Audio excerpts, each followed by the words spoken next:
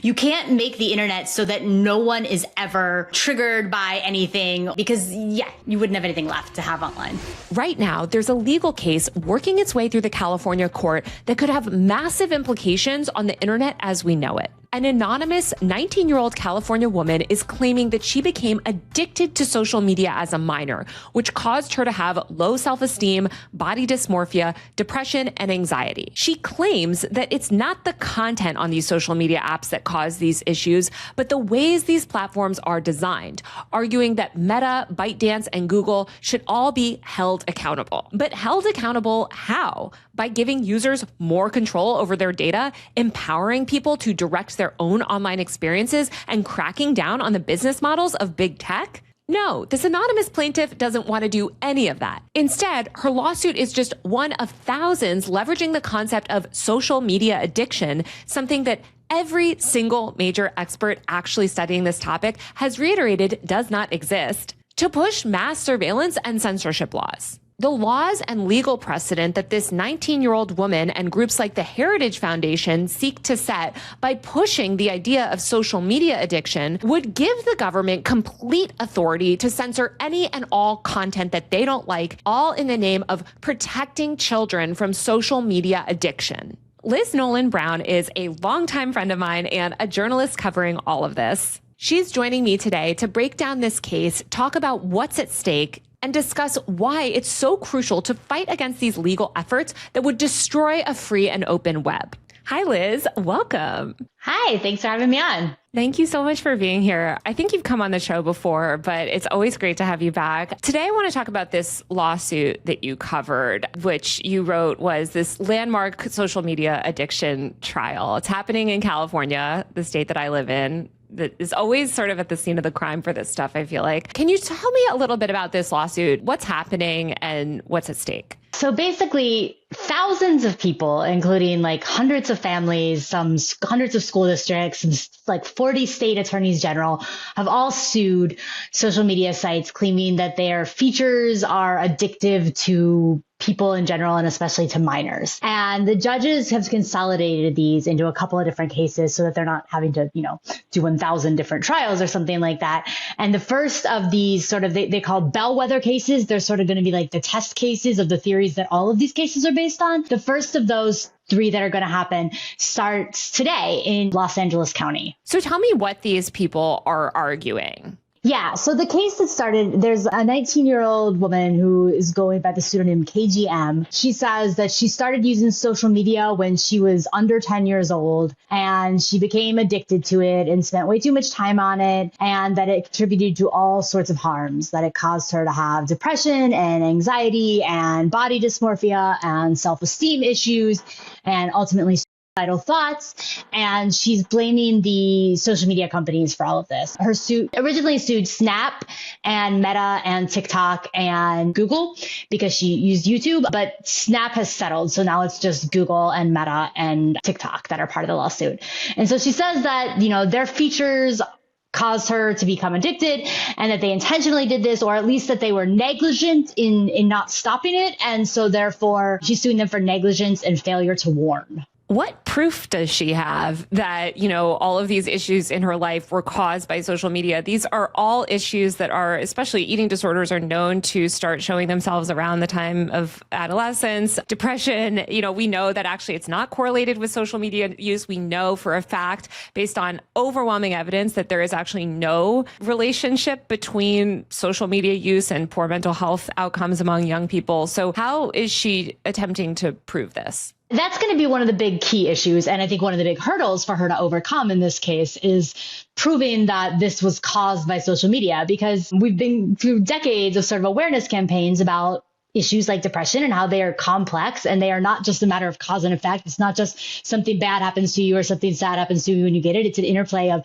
environmental factors, social factors, your biology, the things that happen to you, all of it. So I think that is going to be one of the major roadblocks in this case is, trying to say that this is because of TikTok or this is because of Instagram and not because of many other things that were going on in her life. I mean, part of the case is based on this idea that she was a victim of cyberbullying, that she was bullied by people at school, that she was a victim of extortion, where people, convinced her to show them pictures of herself and then tried to get money from her for them. So, I mean, these are all things that could contribute to depression, to anxiety, things like that. And while some of these were mediated by social media, you'd be hard pressed to say that social media is the fault because teenagers are bullying one another. Yeah. I mean, it reminds me, I did a video recently where I was talking about just like the history of moral panics and how people were calling on telephone companies when landlines became pervasive to regulate, the speech happening on them because people were getting angry and people were saying horrible things or making threats over phone calls. And so people were like, this must be stopped. I guess these same people would argue that we should, also regulate letters. I guess the government should read everyone's letters, right? In case you write a threatening letter to someone. I don't know. It seems like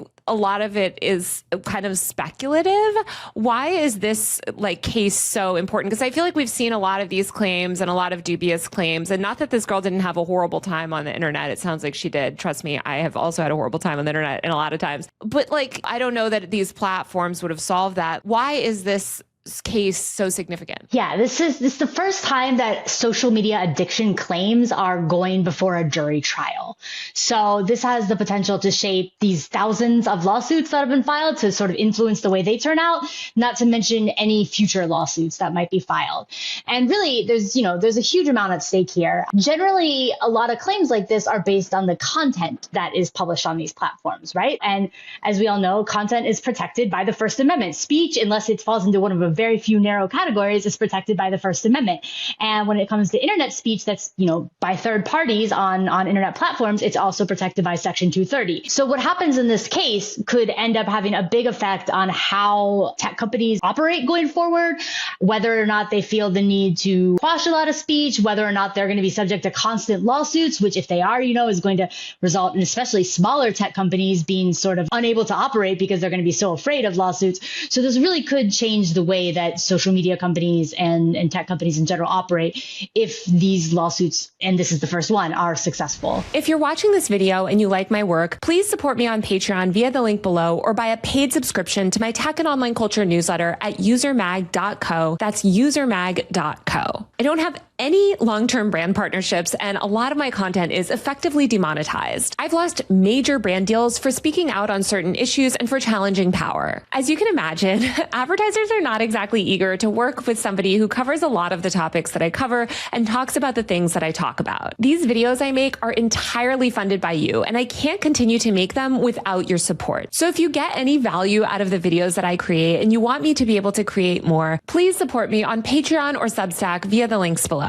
On Patreon, I do bonus episodes, monthly Q&A live streams, and post frequent updates about my work. My Substack newsletter gives you a bi-weekly roundup of everything that I'm seeing and reading and paying attention to online. You can also get my newsletter on Patreon. Once again, the links to everything are below in the description. Every dollar of your support makes such a difference. As you mentioned, I think the fundamental thing here for people to understand is this is ultimately about the content.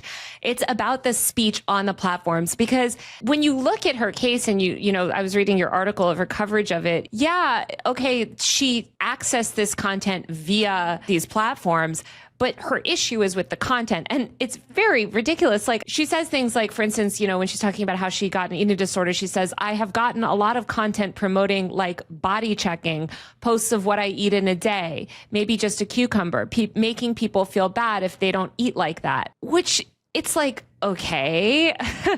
That's content. That is the content. And they're trying to say it's not content because they're trying to get around the First Amendment issues here, because obviously this is protected speech and it is spoken by third parties. And they're trying to get around that by saying no, it's the design features. It's things like the infinite scroll. It's things like the recommendation algorithms, which recommend this content. People wouldn't have strong emotions about the design features. It's clearly the content that is causing the strong emotions. You don't get anxiety about endless scroll independent of the things that you're seeing on scroll. You don't get anxiety about the content that's recommended to you independent of what's actually in that content, the speech. So, people are trying to act like you can separate these things, and clearly, no, it is the content that is, causing strong feelings, causing quote unquote addiction and things like that. I feel like this is something that people have a really hard time understanding. And when I try to explain to people that this whole stuff about social media addiction is quite literally just another moral panic about a new form of media, and they say, no, as you mentioned, oh, it's about the tech, it's about the design features. You know that it's not about the technology,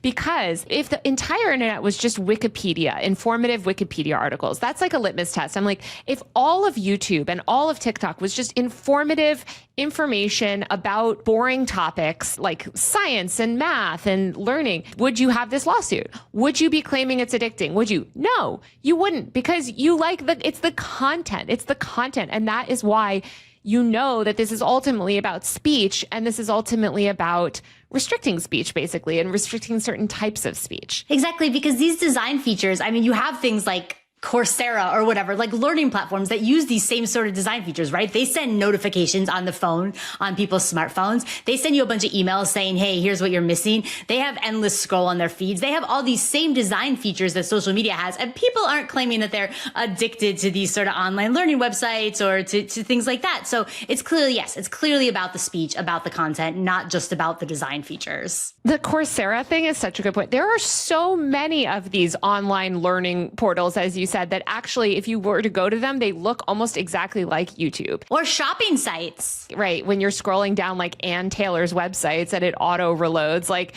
yeah, I don't think people are freaking out about that or making sure that, yeah, there must be page numbers on, certain things. I also think of just even food menus, like when you go on something like Uber Eats and you're scrolling this endless stream of food options or whatever, right? Like you're not addicted to it. I guess some people would say like, oh, maybe it makes me want to order Uber Eats or something. Well, because you're looking at tasty food. If that entire, think of Uber Eats, but think of the only thing on there is saltine crackers. That's the only thing, right? Like, no, you wouldn't claim that app is like addicting and making you order junk food or whatever. The point is like, it's the content. I get so much flack when I say like, stop pushing these narratives about addiction. They're like what this moral panic is predicated on, because people are like, but social media addiction's real, despite the fact it is not real. It is very much not a real thing. Just the way that like music addiction is not a real thing. Like you can't become addicted to media in this way. Like, why is framing the internet and social media as addictive so harmful? Yeah, I mean, I think that this is a very calculated strategy, and it's in part done by politicians who want to grab more control of internet speech. It's in part done by like personal injury lawyers who are mad that, they can only sue random individuals for their speech and not the big tech companies that have the deep pockets behind them. So it's a very calculated strategy using the language of addiction when you talk about social media, because people know that gets attention, right? You hear addiction and suddenly it's like, oh, well, no, they couldn't just use willpower to overcome it. You couldn't just rely on parents to, parent and stop their kids from using these things, because it's addiction. It's an addictive substance. And it sort of activates this thing in people's brain where they hear that and they think, that people are powerless to stop it on their own. So it really plays into this narrative where we need things like these lawsuits. We need things like government regulations of speech online. We need all of these external controls of speech online because, people can't possibly overcome this addiction on by themselves. And it also sort of lends itself to using the same playbook as you use for big tobacco, which is like a substance that really is biologically, physically addictive, right? Like it's worlds apart than, TikTok or Instagram. But you see again and again that comparison being made by politicians, being made by lawyers who are representing plaintiffs in cases like these, saying to the media, we're going to go after them now like we went after big tobacco. It's time to hold them accountable. And you really see people trying to drive home this idea that the tech companies are just like big tobacco because that's the narrative they want to push. I think another thing that people forget too is that like people can have problematic use of all sorts of things, right? Like you can engage in sort of a problematic use of television or video games. Anything can become a crutch for people who are already struggling with mental health issues or with self-esteem issues and things like that. And I think that's what we see with social media is people sometimes do use them as a crutch when they're already suffering from pre-existing issues, but then they reverse the causation there. They think like, oh, this is causing my problems, or they want people to think this is causing my problems rather than I'm turning to this because I already have problems. I think it's so important for people to understand this is about content. This is about media. And all of these arguments about media have been made about every other new form and type of media. Like when you sort of explain it in the realm of music, I think people understand where it's like you could argue Spotify is addicting you to listening to hours and hours of music by suggesting songs and, putting this endless scroll of music and whatever's next. But of course we understand like that isn't inherently harmful. Yeah, novels. This is even going back like hundreds of years. People felt the same way when paperback novels first became a big thing, worrying that they were causing harm to young people in various ways. So, you've seen this with so many kinds of media over time, again and again and again. Well, you know what's so funny, too, is people would be like, well, novels don't have an endless scroll. You know what was used as proof that they were addicting? That children were rereading the novels. Children would reread the novels endlessly because they were so addicted to them. And I mean, I just think like people will be like, oh, well, there's design features. Guess what? Have you ever heard of the concept of cliffhangers? There was so much drama in television shows as well. They would be like, these cartoons for children are addicting and they're intentionally are soap operas. They're leaving people with cliffhangers or they're doing this to keep them watching and it's nefarious. And again, like, it's about the content because none of these other platforms that have the exact same design features as all of these other things you're using. I think also what is so upsetting about all this too is even if you took all these people at their word and social media was so addicting and all these design features are so addicting and evil and they're able to target you effectively. They're able to produce these, highly engaging feeds, et cetera, because they're harvesting massive amounts of data. And yet absolutely zero of these advocates that is, launching these lawsuits or doing anything is fighting for data privacy. Like they're not doing any of that. So that they only care about the content because if they actually really thought that these tech platforms were, it was the design features and it was the way that they targeted you and the algorithms and stuff, then why wouldn't you fight for data privacy reform, which removes their ability to do all of that stuff, to make engagement-based algorithms? I think that's a good point. And I think also, like you said, like there are so many people that use these platforms every day and don't use them in a problematic way too. No one ever mentions the fact that like the vast majority of people that are using social media are not, saying that it's causing them great deals of harm. I think what's so insidious is that we know from an overwhelming amount of research, there is no correlation between social media use and mental health problems among children. That is definitive. In fact, not using social media, being blocked from social media has a worse mental health effect than completely moderate social media use among children.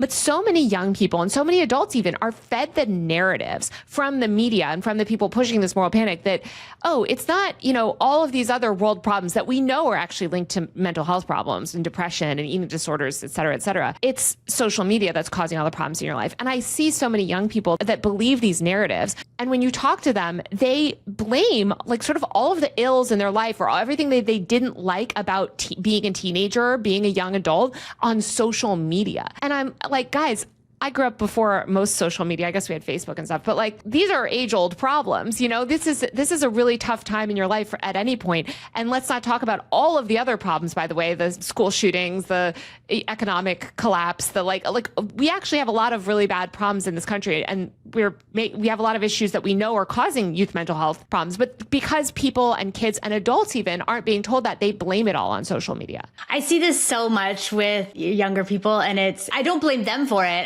I actually do blame generally the media and the older adults who are pushing this narrative. But it's like, you'll hear people be like, oh man, like dating was so much easier before the internet. And now online dating is causing all my problems, or the fact that all the men are influenced by social media, that's causing all my problems. And you're like, do you think that there was some period where dating, especially as a teenager or 20 something, was really just totally painless and easy? That has never been the case. So yeah, I totally agree. I think people latch onto this idea because it's just out there and it gives a good scapegoat for them. One thing we know, actually, from people that study young adulthood and people like Alice Marwick or Candace Odgers, these people that study the effect of digital systems on children, we know the causes of a lot of these issues. We know the fact that significant amount of kids is growing up below the poverty line, that they're forced into employment at younger and younger ages, to have to work at McDonald's or to, support their family economically. We know that there is this precarity to the American way of living that these young people are growing up with, and are growing up with in this dystopian world where Trump is president and ICE is ripping people off the streets and bad things are happening. And instead of fixing any of the problems with the world,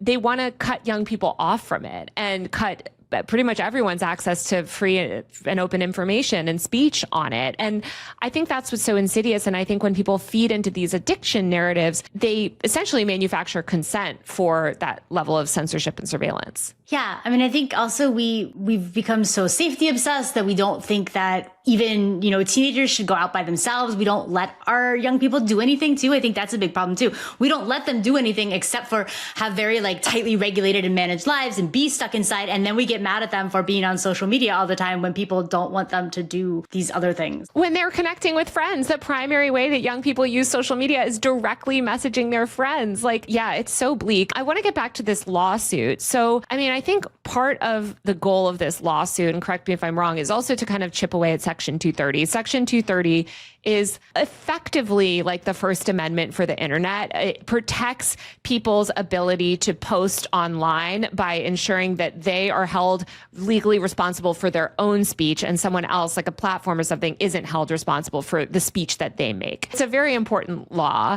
And we've seen that Democrats and many Republicans want to dismantle it, just the way that there's a great article on Tech Dirt that's like, your problem is not with Section 230, your problem is with the First Amendment. Can you explain a little bit about how this lawsuit could threaten Section 230 and kind of this legal campaign to attack this fundamental law? Without Section 230, we would see a lot less free speech online. We would see a lot more censorship online, a lot more suppression, especially of controversial topics or controversial viewpoints and political speech online. It would be really bad. And people have been trying to chip away at Section 230 by saying that they're going after platforms not for speech, because they know that that is protected by both Section 230 and the First Amendment, but for design features. And we've been seeing this for at least a decade now. We've seen a lot of different lawsuits, and generally judges keep rejecting it. They keep saying no, you're trying to pretend like these things you're going after are not speech, they're the design, but they're actually speech. So this is actually an old strategy, but this seems to be the biggest concentrated effort to get it into the mainstream. And so far it's failed, but that's what's at stake in this is are we going to let people pretend that things are actually about design features when they're really about free speech? Yeah, I think to do that, we have to focus on the fact, as you said, that it is the content. And fundamentally, people find this content very engaging and this content is addicting. And I don't want to minimize all the people in the comments that I know are going to get very outraged and say, but I'm addicted to social media.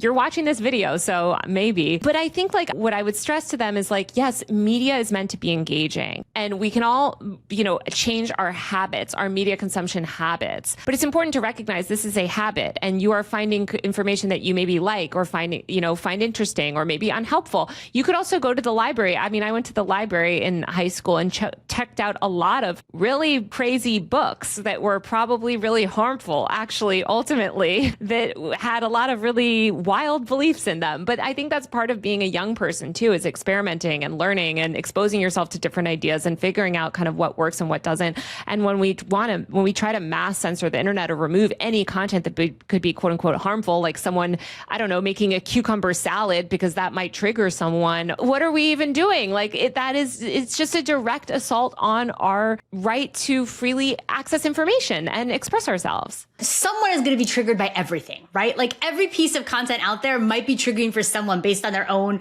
personal experiences or circumstances or things like that. You can't make the internet so that no one is ever triggered by anything or feeling, threatened by anything, because you wouldn't have anything left to have online. You can also advocate for user controls. Again, I think you can tell that these people with their addiction stuff are so bad faith because, again, not only are they not arguing for privacy protections, data privacy reforms, they're also not arguing for meaningful user controls, where I have always said this with Twitter. I get a huge amount of hate and harassment on Twitter, as we all do. It's a toxic hellhole. But, Twitter now has the ability to limit replies. You can limit what you see. I wish they had even more ability to limit the content that I saw. I would probably put certain things in place. I certainly use the mute topic button or whatever a lot. I think all those things are great. Those are ways to empower users to have more control over their online experience.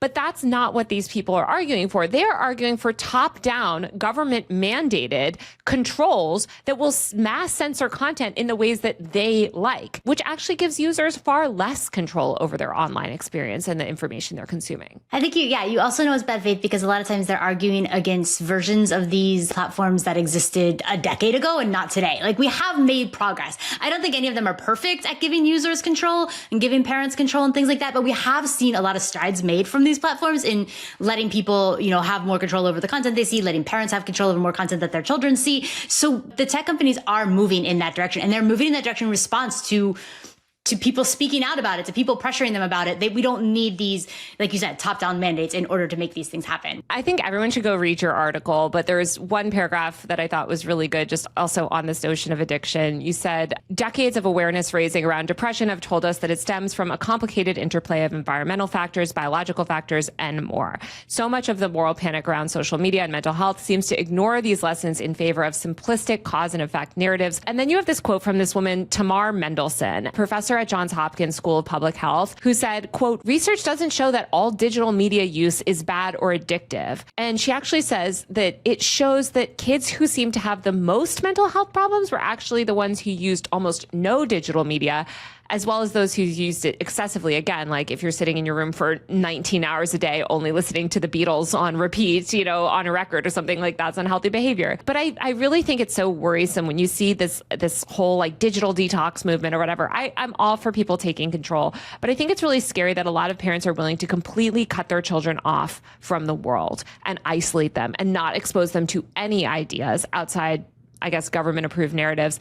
And we know that actually has a worse effect on their mental health because, again, kids just want to message their friends on Instagram. They want connection, but these adults are making it harder for them to get that. And I think that's going to make more kids depressed. What's the next step in this lawsuit? Where do you see this going? Yeah, so this is just the jury trial this week, and then the case itself is supposed to play out for several weeks. There's another trial in one of these cases scheduled for April. There's another one scheduled for June. There's a third one scheduled for June. So this is going to be going on for a while now, this trial phase of things. It's so terrifying. I'm so glad to have people like you covering it. I highly suggest everyone follow Liz Nolan Brown. She's amazing. Cannot recommend you and your work more highly. So thank you so much for coming on and chatting. Thank you.